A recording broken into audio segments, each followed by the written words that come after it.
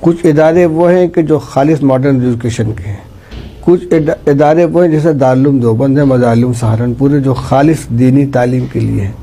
کچھ تجربے وہ بھی کیے گئے ہیں جہاں مشترک نصاب تعلیم رکھا گیا ہے، اور تینوں کے نتائج سامنے آ رہے ہیں، اور تینوں اپنی اپنی جگہ پر کام کر رہے ہیں۔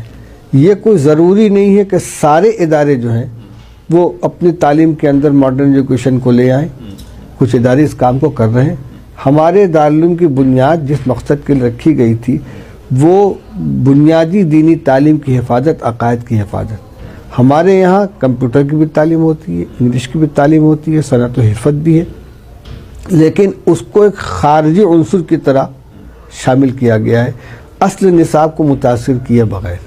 اس لیے کہ ہمارا یہ تجربہ ہے کہ جہاں اس طرح کا نصاب تعلیم بنایا گیا کہ نہ وہ خالص دینی نصاب بچا، نہ خالص ماڈرن نصاب بچا، دونوں کو خلط ملط کر دیا گیا، اس کا کوئی اچھا نتیجہ سامنے نہیں آیا۔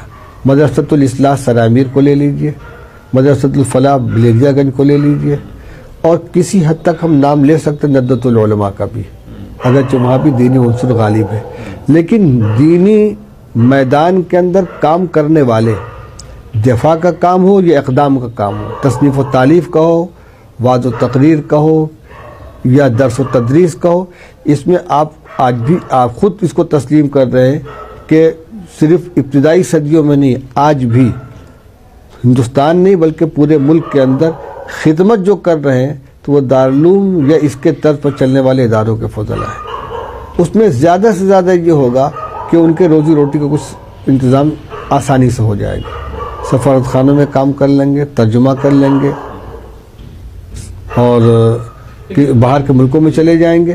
لیکن یہ معاش کا مسئلہ بنیادی مسئلہ نہیں ہے۔ بنیادی مسئلہ ہمارے دارالعلوم کے پیش نظر جو ہے وہ دین کا ہے، معاش کو اولویت نہیں دیتے۔